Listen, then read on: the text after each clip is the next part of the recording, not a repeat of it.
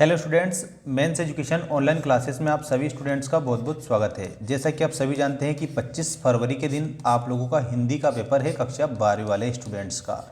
MP board के सभी students के लिए जो टेस्ट सीरीज है हमारे इस चैनल पर चल रही है। आप सभी बच्चे चैनल को सब्सक्राइब करके घंटी की बटन को ऑल पर रखना ताकि सारी अपडेट आपको परीक्षा तक मिलती रहे। 25 तारीख आप लोगों का हिंदी का पहला पेपर है। आइए स्टार्ट करते हैं। हिंदी विषय के अति महत्वपूर्ण क्वेश्चनों के आंसर सभी स्टूडेंट्स इस वीडियो को लास्ट तक देखेंगे। इस प्रकार के आप लोगों को कम से कम 7-8 टेस्ट पेपर में बताऊंगा, जिसके माध्यम से आप लोगों को सारे क्वेश्चन देखने को मिल जाएंगे। देखिएगा, पहला प्रश्न सही विकल्प चुनकर लिखिए। में छोटा मेरा खेत कविता का हिंदी में रूपांतरण किसने किया था? तो यहाँ पर आप सभी बच्चों को याद रखना रहेगा कंप्लीट आंसर के रूप में छोटा मेरा खेत। तो इसमें आप लोगों का उमा शंकर जोशी करेक्ट उत्तर हो जाएगा। इसके बाद में अगला देखिएगा, कवित्व के प्रत्येक चरण में वर्ण होते हैं। तो कवित्व जो छंद होता है उसके प्रत्येक चरण में 31 वर्ण होते हैं। तो यहाँ पर आपका 31 वर्ण दिया गया है, इसको करेक्ट आंसर करेंगे। इसके बाद नेक्स्ट क्वेश्चन है, बाणभट्ट की आत्मकथा उपन्यास के लेखक कौन है? तो इसमें हजारी प्रसाद द्विवेदी आप आंसर करेंगे। सभी बच्चे ध्यान रखना। इसके बाद में आपका ये रहा नेक्स्ट क्वेश्चन। इसमें दिया है वह शब्द जो क्षेत्र विशेष में बोले जाते हैं वह कहलाते हैं। तो उनको क्षेत्रीय शब्द कहते हैं। कहानी का शीर्षक जूझ है। जूझ का अर्थ क्या होता है? संघर्ष होता है। ये आप सभी बच्चे याद रखना। इसके बाद में संवाददाताओं के बीच में जो काम का विभाजन है वो क्या कहलाता है? तो इसमें आपको बीट बताना रहेगा। संवाददाताओं के बीच में काम का विभाजन बीट कहलाता है। रिक्त स्थानों की पूर्ति कीजिए में यहाँ पर आपका पहला रिक्त स्थान देखिएगा, रघुवीर सहाय। रघुवीर सहाय की कविता कैमरे में बंद अपाहिज उनके किस काव्य संग्रह से ली गई है? तो इसमें आपको याद रखना है लोग भूल गए हैं, इस काव्य संग्रह से ली है। लक्ष्मण मूर्छा और राम विलाप भाषा की रचना है। तो इसमें आपको अवधि लिखना रहेगा, अवधि भाषा की रचना हो जाएगी। इसके बाद में कौन से अलंकार में अनिश्चय की स्थिति बनी रहती है? तो इसमें आपको संदेह अलंकार बताना है। संदेह अलंकार में अनिश्चय की स्थिति बनी रहती है।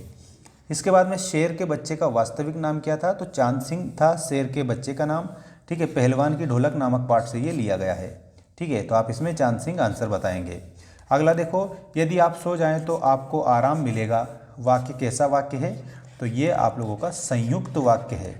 ठीक, अगला प्रश्न है, यशोधर बाबू मूलतः कहाँ के रहने वाले थे? तो इसमें आप लोगों को कुमाऊं बताना रहेगा। यशोधर बाबू मूलतः कुमाऊं के रहने वाले थे। समाचार लेखन की जो शैली है वो कैसी होती है? तो इसमें उल्टा पिरामिड शैली आप सभी को बताना रहेगा। उल्टा पिरामिड ये करेक्ट उत्तर आपका हो जाएगा। इसके बाद में आप देखिएगा, सत्य असत्य लिखिए वाले जो क्वेश्चन है आपकी स्क्रीन के सामने आ चुके हैं।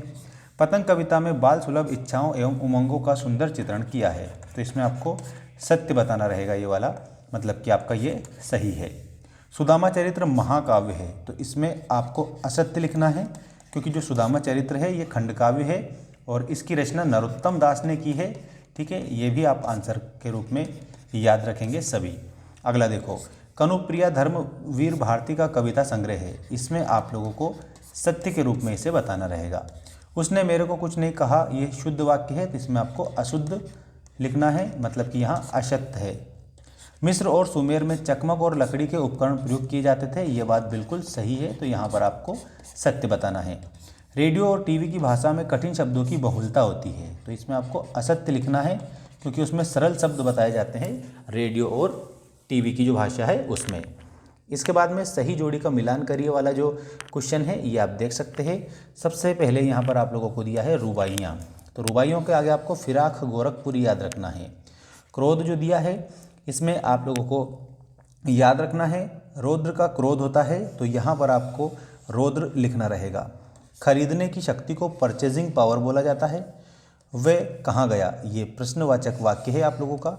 700 कुएं, तो ये सिंधु घाटी सभ्यता में है। और अभिनेयता, अभिनेता जो है दोस्तों इसमें आप सभी बच्चों को याद रखना है नाटक, इसमें करेक्ट आंसर के रूप में याद रखना है, क्योंकि नाटक जो है उसमें अभिनय जो है वो सबसे महत्वपूर्ण होता है।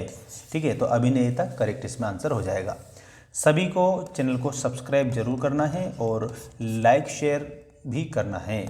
अगला क्वेश्चन ये रहा आप लोगों का, एक शब्द एक वाक्य में उत्तर दीजिए वाला क्वेश्चन। देखें आप सभी स्टूडेंट ध्यान से।